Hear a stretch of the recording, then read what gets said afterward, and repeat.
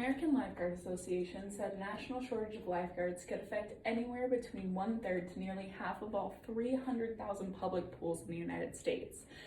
This is a problem that the nation is facing today, and being a certified lifeguard instructor, this is something that my own pool deals with. Today, I'm going to be educating my audience on the national lifeguard shortage that is happening today, what a certified lifeguard job entails, and then also what pools are doing about the lifeguard shortage. So in 2020, there was a pandemic, and this is what started the lifeguard shortage that's happening today.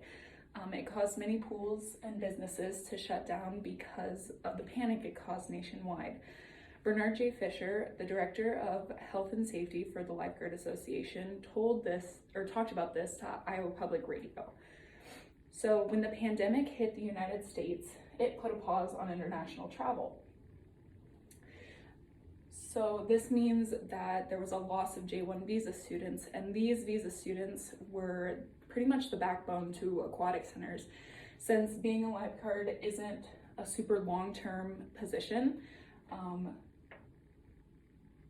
it was easy for them to kind of filter in and filter out a bit. So when they had to go back, it wasn't a super big deal. They would always find more people to come in and fill those spots. And also, people wanted to choose jobs that paid them more.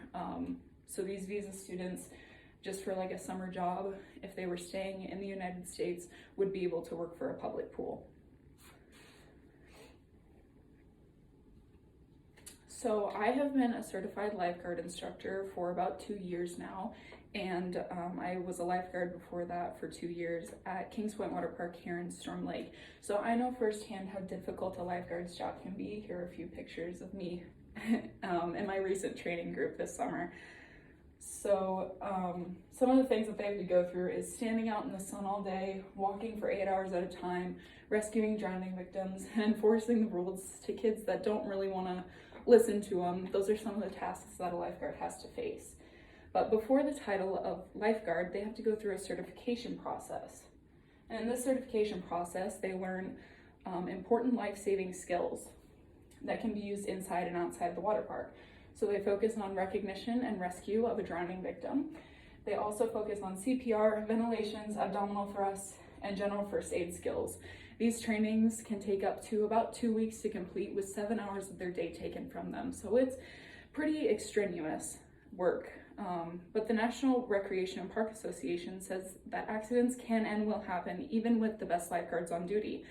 So this is why we want to train lifeguards to the highest standards as possible, whether that's through the American Red Cross or another national lifeguard training program. So all over the United States, all pools are struggling to keep up with the shortage of lifeguards. And this isn't the only time that it's happened. Bernard J. Fisher also talked about this. About 20 years ago, there was another lifeguard shortage that happened due to the boom in construction business. So adding more hotels with pools that needed staff, as well as just more pools. So not having enough staff to fill a lifeguard rotation caused pools to try and find new ways around that. One way they did that was by cutting back hours. So this helped with cutting back the 40-hour work week so staff wouldn't go over that 40-hour work week. But this also caused a problem because it takes a cut out of staff's paychecks, and it also cuts the public's use for the pool. Another way that pools are trying to work around this shortage is by having swim instructors as lifeguards. This is all right just because swim instructors are water safety certified, so they can watch over a group of 25 kids. But not every pool has the privilege of doing this. For example, in Raleigh, North Carolina, they had to shut down half of their pools at least just because they couldn't find enough people to staff their pools.